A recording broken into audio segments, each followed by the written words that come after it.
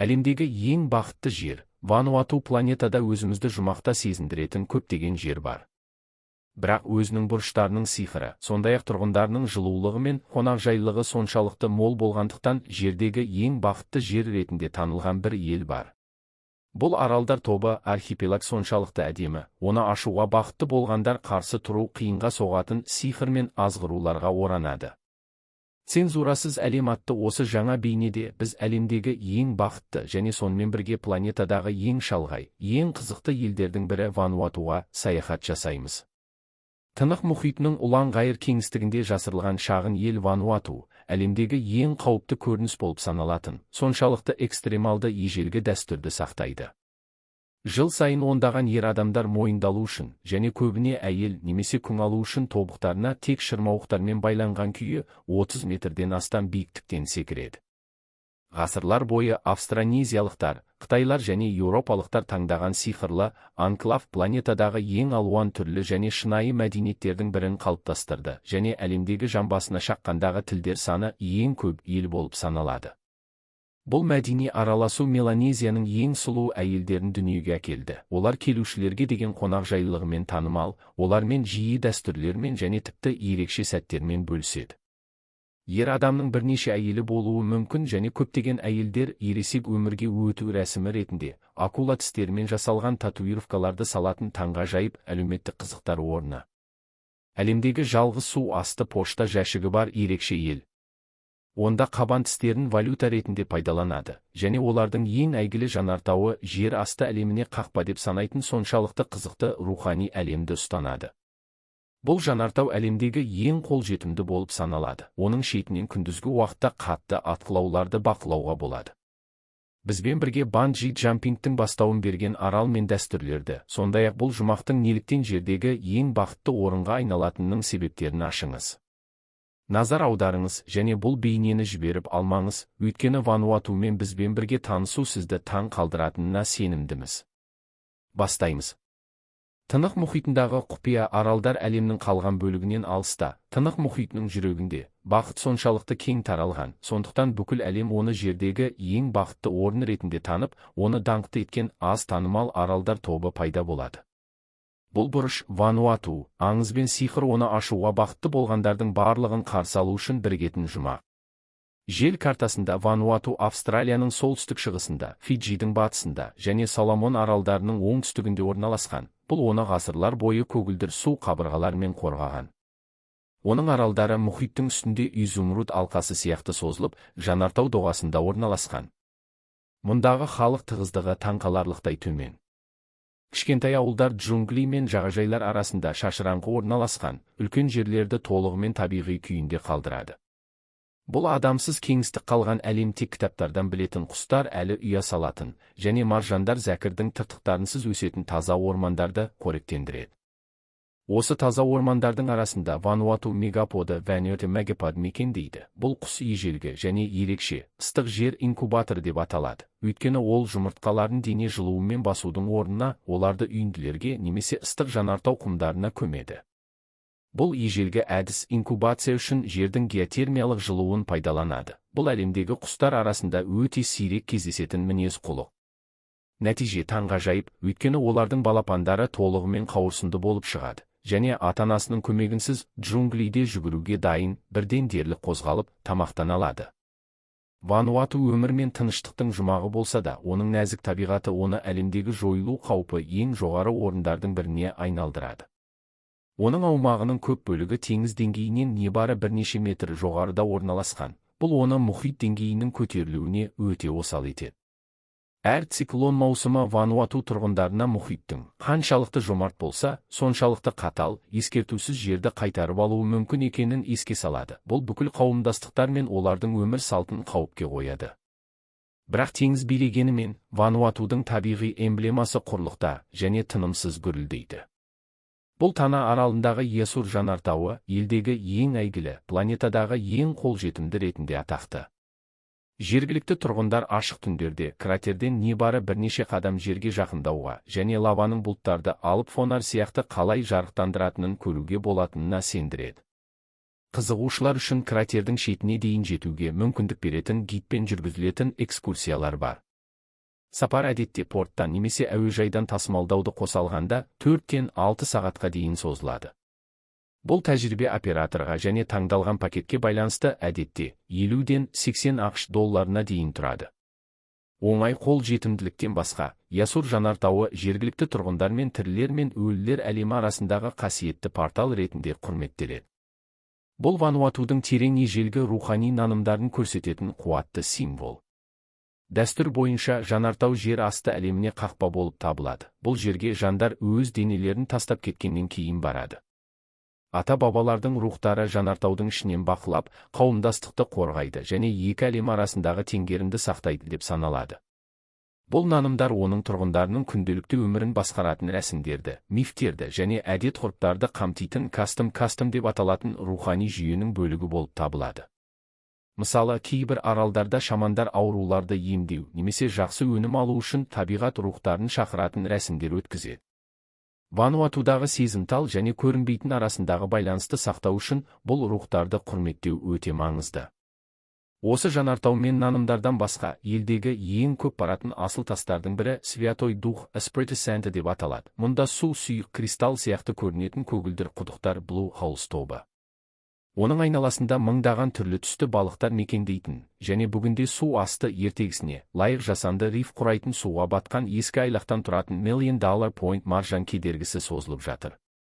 Вануату атауы бислама тіліндегі екі сөздің бірігуінен туған. Жер немесе үй мағынасын білдіретін, вәнуа және тәуелсіздік пен тұрақтылықты білдіретін. Ол 100-ден астам тілде сөйлегеніне қарамастан, бір жүрек сияқты соғатын әртүрлі халықтың мақтанышын бейнелеу үшін олардың азаттығы қарсаңында таңдалды. Бұл әртүрлі ғасырлар бойы кездесулердің нәтижесі. Алғашқы австронезиялық теңізшілер өз іздерін каноэ мен аңызда қалдырды. Қытай саудагерлері өсіру әдістерімен тәтті дәмдерді әкелді. Ал еуропалық миссионерлер мен авантюристер тілдермен, маталармен және тағдырлармен алмасты. Нәтижесінде оның халқының сұлулығымен және ең алдымен мұнда сөйлейтін тілдердің керемет санымен тығыз байланысты бүкіл Тынық мұхитындағы бірегей мәдени палитра қалыптасты. Вануатуда 130-дан астам түрлі тіл бар. Бұл оны әлемдегі жан басына шаққандағы тілдер саны ең көп елге айналдырады. Бұл араласу планетаға Меланезияның ең сүйкімді және сұлу әйелдерін сыйлады. Олардың сұлулығы мыңдаған жылдар бойы мәдени араласумен қалыптасқан ерекшеліктерден және тілдерден де бұрын бақыт сіңірілген қоғамның көрінісі болып табылатын мәңгілік сияқты көрінетін күлкілерден туады. Бұл бақыттың көп бөлігі қауымдастық өмірімен тығыз байланысты, өйткені әр ауыл кеңейтілген отбасы ретінде жұмыс істейді. Ешкім жалғыз тамақтанбайды. Шешімдер тамырларымен қалың тажы кездесу және жиналыс үшін орын ұсынатын қасиетті ағаш баньяның көлеңкесінде қабылданады. Онда оның бұтақтарының астында маңызды мәселелер талқыланады және бүкіл қауымдастыққа әсер ететін шешімдер қабылданады. Біреудің жетістігі барлығының жетістігі ретінде атап өтіледі. Бұл жалғыздықты жоятын және оның тұрғындары арасындағы байланыстарды нығайтатын қолдау желісін құрайды. Вануатудағы әл-ауқаттың тағы бір тірегі әскердің болмауы. Әскери шығындардың қысымынсыз, ресурстар денсаулық сақтауға, білім беруге және ауыл шаруашылығы жобаларына салынады. Қақтығыс тайпалық медиация арқылы басқарылады, ал батырлық шерумен емес, бимен көрсетіледі.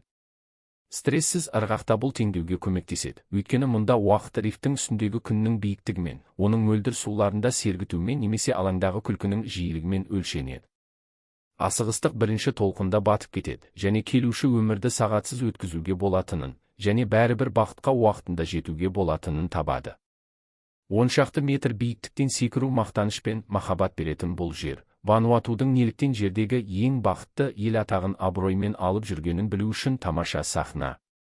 Вануатудағы өмір соншалықты ерекше, тіпті ақшаның өзі қабан тістері сияқты әдеттен тыс пішіндерге ие.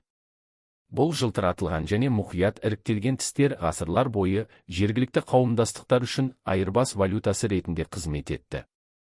Қабан тістерін ақша ретінде пайдаланудың ежелгі тамырлары және қарапайым экономикалық құндылықтан әлдеқайда терең мағынасы бар.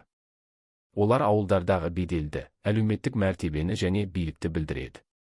Олар үшін тістер неғұрлым үлкен және мінсіз болса, олардың құны соғұрлым жоғары. Бүгінгі таңда ақш доллары ресми валюта болғанымен, көптеген дәстүрлі рәсімдер мен ерекше жағдайларда қабан тістері әлі де байлық пен құрметтің символы болып қала береді. Бұл елде акула тістері де, әсіресе әйелдер үшін өте ерекше рөл атқарады. Бұл аралда әйелдер ересек өмірге өту рәсімі кезінде әртүрлі татуировкаларды салу үшін акула тістерін пайдаланады. Бұл татуировкалар жай әшекей емес, олар күшті, қорғауды және бүкіл қауымдастық үшін өмір мен тіршілік көзі болып табылатын теңізбен терең байланысты білдіреді.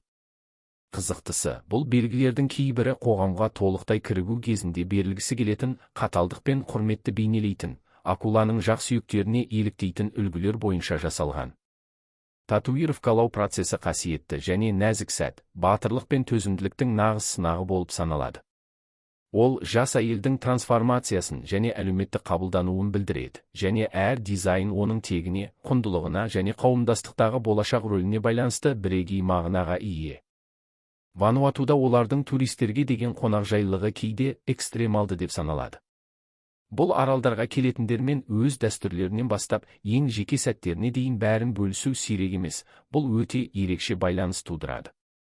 Бұл жақындық пен ашықтық ішінара олардың басқа мәдениеттерді білуге деген қызығушылығы мен үлкен қызығушылығына байланысты. Бұл шетелдік туристерді өздерін қабылдағандай және тіпті олардың болуы кезінде қауымдастықтың бір бөлігі сияқты сезінуге мәжбүр етеді. Егер біз осы сиқырлы елдің кейбір шалғай ауылдарында әлі де көп әйел алушылық полигамия бар екенін білсек, мұндай қарқынды қонақжайлылық одан да мағыналы болады. Бұл қауымдастықтарда ер адамның бір мезгілде бірнеше әйелі болуы мүмкін, және бұл тәжірибе әлі де олардың әлеуметтік және мәдени өмірінің бөлігі болып табылады. Бұл қауымдастықтың қажеттіліктері мен құрылымына жауап беретін жүйе. Әдетте ресми жасау болмайды, бірақ бұл одақтарды нығайтатын және әлеуметтік тепе-теңдікті сақтайтын рәсімдер мен міндеттемелер бар. Көп әйел алушылық отбасылық байланыстарды және өмір сүру үшін өте маңызды өзара қолдау желілерін нығайтуға көмектеседі. Бұл дәстүр Вануатудың ең айқын және даулы дәстүрімен ленд дайвинг пен лайн дайвинг тығыз байланысты. Бірнеше әйелі болу мүмкіндігі бүгінгі күні әлемге әйгілі банджи джампинг бастауы болып табылатын бұл ежелгі рәсіммен көп байланысты. Ленд дайвинг бұл жас ер адамдардың батылдық пен ересек өмірге өту белгісі ретінде тобықтарына тек шырмауықтармен байланған күйі өте биік мұнаралардан секіретін рәсім. Дәстүр олардың мәдениетімен және олардың өмір мен қауымдастықты қалай түсінетінімен терең байланысты.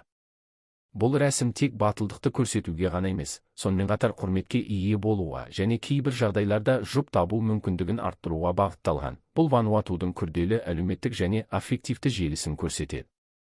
Бұл тек ең батылдарға арналған рәсім. Жыл сайын Вануатудың Петидесятница деп аталатын аралында қазіргі әлемнің шуынан алыс жерде өтеді. Бұл ленд дайвинг деп аталатын, уақыт пен ауырлық күшіне қарсы тұратын мыңжылдық дәстүр. Жергілікті тілде рәсім нагол деп аталады. Оны биіктіктен секіру немесе қарғу деп аударуға болады. Бұл оның мәнін көрсетеді. Батылдық, сенім және жермен және ата-бабалармен байланыс әрекеті. Банджи джампингтің бастаушысы болып саналатын бұл ежелгі рәсім планетадағы ең әсерлі, сондай-ақ ең қауіпті көріністердің бірі. Жеңімпаз немесе ең танылған адам әдетте секіру қашықтығын немесе жерге тигенге дейінгі ауадағы уақытты өлшей отырып, ең үлкен биіктіктен секіруді орындаған адам болып саналады. Қатаң жас шектеулері жоқ, бірақ әдетте жас адамдар қатысады. Және рәсім дәстүрлі түрде ер адамдарға арналған болса да, кейбір соңғы қауымдастықтарда ерекшеліктер құжатталған.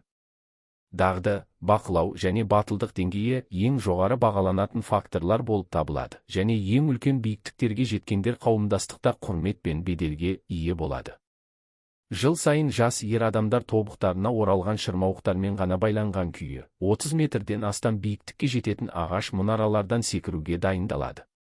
Секіру тек батылдық әрекет емес, бәрінен бұрын әлеуметтік және рухани мағынамен толы рәсім. Шын мәнінде, жазбалар ең жоғары құжатталған секірудің 35 метрге жуық жеткенін айтады. Бұл оған қол жеткізген адам үшін мақтаныш пен абыройдың себебі болып табылатын рекорд. Құлау кезіндегі дәлдік пен бақылау ауыр жарақаттарды және тіпті өлімді болдырмау үшін өте маңызды. Және тек ең батылдар ғана соншалықты биікке көтерілуге батылдық етеді. Олар үшін ленд дайвинг тек көрініс емес, сонымен қатар батылдық пен жетілуді тексеру.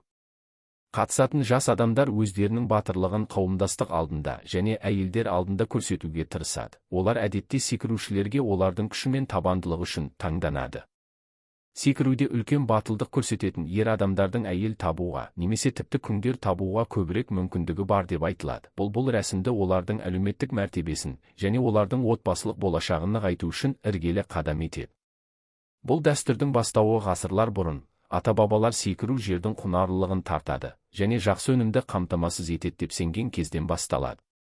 Бүгінгі таңда рәсім табиғатпен және қауымдастықпен осы байланысты сақтайды. Адамдар мен олардың қоршаған ортасы арасындағы үйлесімділікті еске салады. Бір қызықты мәлімет, ленд дайвинг тек Пятидесятницаның белгілі бір ауылдарында өткізіледі және күндері ауыл шаруашылық күнтізбесіне байланысты өзгереді. Ямс өнімін өсірумен байланысты, бұл Вануату ел тұрғындарын осылай атайды үшін қасиетті тағам. Сонымен қатар, бұл рәсім мұнараларды салу, шырмауықтарды кесу және әдетте бірнеше күнге созылатын және дәстүрлі әндер мен билермен сүйемелденетін рәсімді ұйымдастыру үшін күрделі қауымдастық жұмысын талап етеді. Секірушілер өздерінің дайындығын және дәстүрді құрметтеуін білдіретін арнайы әшекейлер мен дене бояуларын киеді. Бұл әр секіруді дерлік қасиетті әрекетке айналдырады. Бірақ ленд дайвинг сонымен қатар жыл сайын бүкіл әлемнен келушілерді тартатын, қауіп, мәдениет және табиғи сұлулықтың осы қоспасына таңданған туристік көрініс болып табылады. Жергілікті тұрғындар үшін рәсім жай ғана аттракционнан әлдеқайда көп. Бұл сәйкестік пен мақтанышты растау, ұрпақтарды бір тәжірибеде біріктіретін және оны сынап көретіндерді мақтанышпен толтыратын байланыс. Бақыттың сыры көріп отырғаныңыздай, Вануату оның тұрғындарының өміріне терең әсер ететін элементтердің қоспасынан туындаған әлемдегі ең бақытты елдердің бірі болып саналады. Қауымдастық өмірі бұл әл-ауқаттың жүрегі. Ауылдар ешкім жалғыз емес, және біреудің жетістігі барлығының жетістігі ретінде атап өтілетін кеңейтілген отбасылар ретінде жұмыс істейді. Бұған адамдарды ата-бабалармен және табиғатпен байланыстыратын бай рухани дәстүр, немесе әлеуметтік және мәдени байланыстарды нығайтатын қатар өмір сүру формаларын көрсететін көп әйел алушылық сияқты және күшінде қалатын басқа да дәстүрлер қосылады. Сонымен қатар, өздеріне және келушілерге деген қонақжайлылық ерекше, сондықтан Вануату өз дәстүрлерімен және жеке сәттерімен жомарт бөліседі. Бұл сирек кездесетін жылулық пен ашықтық атмосферасын тудырады. Сонымен қатар, Вануатудағы өмір көптеген қазіргі қоғамдарға тән баяу ырғақта және стрессіз өтеді. Белсенді жанартауларды, маржан рифтерін, таза ормандарды және арман жағажайларын қамтитын табиғи жұмақпен қоршалған оның тұрғындары қоршаған ортамен бірегей байланысты пайдаланады. Осының бәрін ескере отырып, ғылыми әлем осы факторлардың барлығы, күшті қауымдастықтан табиғатпен тұрақты байланысқа дейін, Вануатудың көп күлімсіреуіне және басқа адамдарға қарағанда стресс деңгейінің айтарлықтай төмен болуына әсер ететінін анықтады. Бұл алыс аралдар тобын әлемдік деңгейде жердегі ең бақытты жер ретінде танымал ететін үйлесім. Вануатуға саяхат. Егер сіз осы жерге жетсеңіз, сізге Вануатуға қалай бару керектігі қызықты болуы мүмкін. Сондықтан біз мұқият зерттеу жүргіздік және енді сізге осы әдемі елге және оның ең әдемі жерлеріне қалай жетуге және толықтай ләззат алуға болатынын айтамыз. Америкадан саяхаттайтындар үшін ең көп тараған жол Австралияға немесе Жаңа Зеландияға ұшу, содан кейін Вануатудың астанасы Порт-Виллаға Порт-Вилла тікелей халықаралық рейспен ұшу. Еуропадан сапар да әдетте Австралияда немесе Жаңа Зеландияда ауысуды қамтиды, өйткені тікелей рейстер жоқ. Көптеген батыс елдері мен еуропалық елдердің көпшілігі үшін визаға келетін болсақ, 30 күнге дейінгі туристік болу үшін виза талап етілмейді. Бұл келуді жеңілдетеді. Вануатуға келгеннен кейін зерттегіңіз келетін аралдарға байланысты елді аралауды ұшақпен, қайықпен немесе құрлықпен жүзеге асыруға болады. Порт-Вилла орналасқан Эфате-Эфейт, Святой Дух Эспреде Сэнт және Тана-Тәні сияқты негізгі аралдарда әуежайлар және тұрақты байланыстар бар. Бағаларға келетін болсақ, ел тым қымбат емес, дегенмен бағалар маусымға және орналасқан жерге байланысты өзгеруі мүмкін. Сізге түсінік беру үшін, орташа деңгейдегі мейрамханада 2 адамға арналған кешкі ас шамамен 30-дан 50 ақш долларына дейін тұруы мүмкін, ал қонақ үйде бір түн әдетте 50-ден 100 ақш долларына дейін болады. Сонымен қатар, Вануату аймақтағы ең қауіпсіз елдердің бірі, қылмыс деңгейі төмен және жергілікті қауымдастықтар бейбіт қатар өмір сүрумен қонақжайлықты өте жоғары бағалайды. Ең танымал экскурсиялардың бірі Тана аралындағы Есур жанартауына бару. Бұл планетадағы ең қолжетімді жанартау. Мұнда сіз оның белсенді кратерінен небары бірнеше метр қашықтыққа жақындай аласыз. Ұйымдастырылған турлар әдетте 60-тан 100 ақш долларына дейін тұрады. Оған тасымалдау, гид және қауіпсіздік жабдықтары кіреді. Экскурсиялар әдетте жарты күнге созылады, және жердің жүрегін дірілдететін лава мен фумаролдардың көрінісіне куә болуға мүмкіндік береді. Бірақ Вануату Есурдан әлдеқайда көп нәрсені ұсынады. Пятидесятница аралында сіз әдетте сәуірден маусымға дейін, ямс өнімін жинау маусымына сәйкес келетін әйгілі ленд дайвинг рәсіміне қатыса аласыз. Бұл кезең қауымдастық үшін өте маңызды және олардың жермен рухани байланысының жаңаруын білдіреді. Вануатуға бару үшін ең жақсы уақытқа келетін болсақ, құрғақ маусым, мамырдан қазанға дейін созылады, өте қолайлы. Климат салқынырақ және қатты жаңбыр немесе тайфундар ықтималдығы аз. Қарашадан сәуірге дейін ылғалды маусым, ол кезде тайфундар мен тропикалық дауылдар қаупі артады, дегенмен пейзаж өзінің максималды сұлулығында болады. Сондықтан көптеген туристер жағажайларда, экскурсияларда және мәдени фестивальдарда үлкен жайлылық пен ләззат алу үшін құрғақ маусымда саяхаттарын жоспарлауды жөн көреді. Святой Дух сияқты басқа аралдарда таза жағажайлар және суға жүзуге, және сноркелингпен айналысуға болатын мөлдір суы бар табиғи бассейн, әйгілі көгілдір шұңқыр Блу Хоул бар. Бұл іс-шаралардың бағасы әртүрлі, бірақ әдетте гидпен жүргізілетін экскурсия шамамен 40-тан 80 ақш долларына дейін болады. Дайвинг әуесқойлар үшін Вануату ашылуға тұрарлық жұма.